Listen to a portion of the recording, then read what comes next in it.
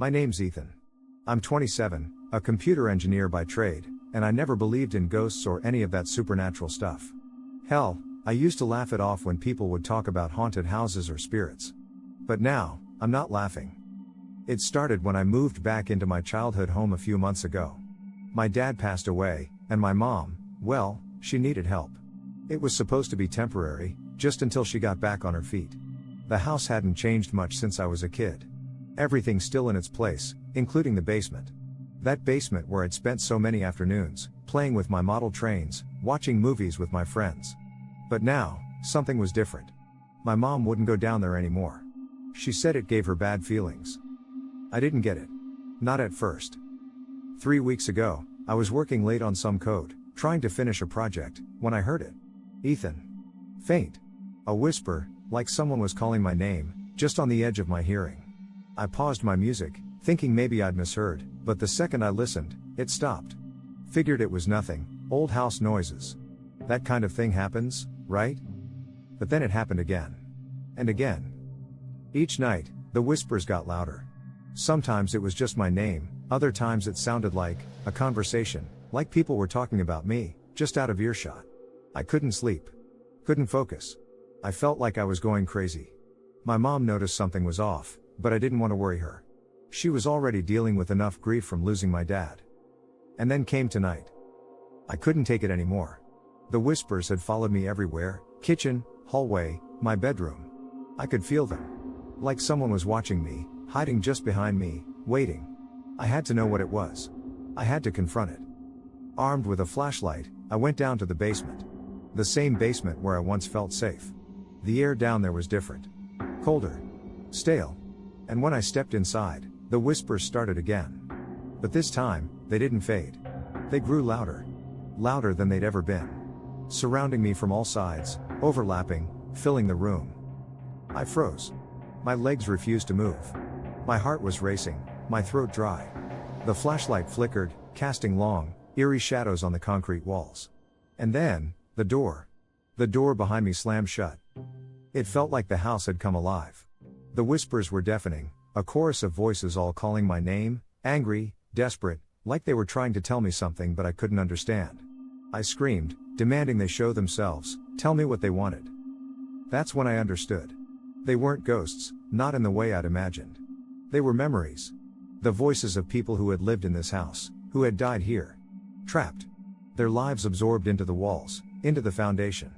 And my dad, he'd heard them too. That's why he spent so much time down here before he passed. He knew. He had been trying to figure it out, just like I was. But now, it was too late for me. The whispers weren't just voices, they were pulling me in, pulling me under. I could feel it. The room was spinning, growing darker, colder. I reached for the door, but it wouldn't budge. My hands shook, sweat dripping down my face, and I knew, this was how it ended. I don't know how long I've been down here. Minutes? Hours? Time feels distorted, like the walls themselves are closing in. The voices haven't stopped. They're louder than ever now, demanding, relentless. I don't know if I'll make it out. Maybe no one ever has. But there's one thing I'm certain of now, my mom wasn't wrong. This house, it holds on to people. It remembers them. And now, it's remembering me. Story 2. I should have smashed that mirror the moment I saw my reflection smile without me. But I didn't.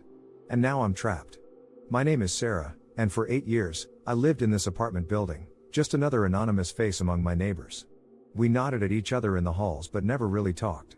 The kind of place where life is predictable, safe, until it isn't. It all started with something small. You know how you sometimes catch a glimpse of yourself in a mirror, but it feels off?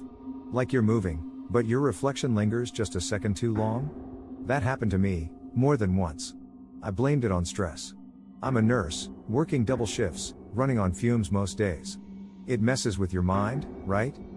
Then, a few months ago, a new mirror showed up in the hallway right outside my door. It was an antique, ornate gold frame, tall, and wide, like something you'd see in a fancy hotel. The landlord said it was a gift from a tenant who had moved out.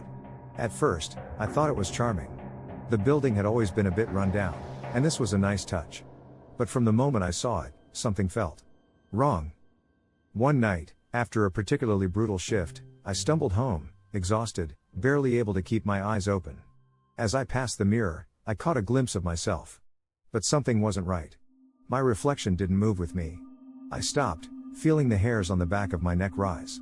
In the mirror, my reflection just stood there, staring back at me, even though I had already moved past it. And then, it smiled. I froze, my heart pounding in my chest. I couldn't believe what I was seeing.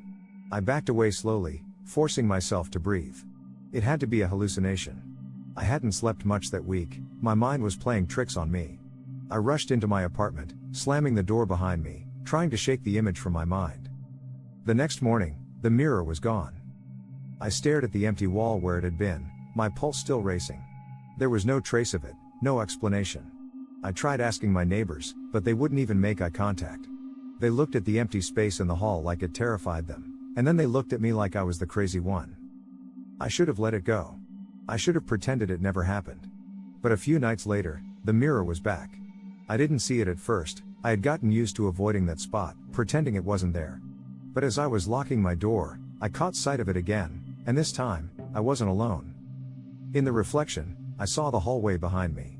It looked normal at first, but then I noticed something. A shadow, far down at the end of the corridor, slowly moving toward me. My heart started racing. I turned around, nothing. The hallway was empty. But in the mirror, the shadow was closer now, creeping toward me. Panic set in. I ran back into my apartment, locking the door, trying to convince myself it wasn't real. But I couldn't shake the feeling that something was wrong. That whatever I saw in that mirror was real. And it was coming for me. I tried to call the landlord. He told me there was never a mirror in the hallway. I insisted, but he shut me down, acting like I was the one losing it. My neighbors? They avoided me completely now. No one wanted to talk about it. No one wanted to acknowledge that anything was wrong. I couldn't take it anymore. I decided to smash the mirror, to destroy whatever hold it had over me. I grabbed a hammer, marched into the hallway, and stood in front of it. But as soon as I raised the hammer, my reflection smiled again. And I couldn't move. It was like I was paralyzed, rooted to the spot by that twisted grin. I tried to force myself to swing the hammer, but I couldn't. And then, in the mirror, I saw the shadow again. Closer this time, almost right behind me. I ran back into my apartment, locking the door, trembling. I didn't know what to do. Every time I left my apartment, the mirror was there, waiting for me. I tried avoiding it, but the creeping sensation in the hallway grew worse. It wasn't just a hallway anymore, it felt like a different place entirely. A warped space where time and reality didn't function the same way. I stopped leaving my apartment altogether. The few times I dared to look out my peephole, the mirror was always there, and sometimes, I could see something moving in it. A flicker of shadow, a distorted shape that didn't belong. I think the mirror has trapped me. I don't know how or why, but I'm certain that whatever was in that reflection has crossed over. It's inside the hallway now, and maybe even in my apartment. I hear footsteps at night, shuffling sounds just outside my door. But no one ever knocks. And when I finally get the courage to look, there's no one there.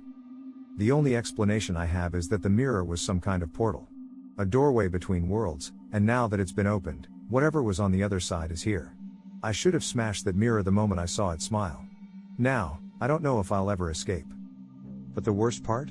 Sometimes, late at night, when I'm too scared to sleep, I catch glimpses of myself in the reflection of my window. And I swear, my reflection isn't standing where I am. It's watching me. Smiling.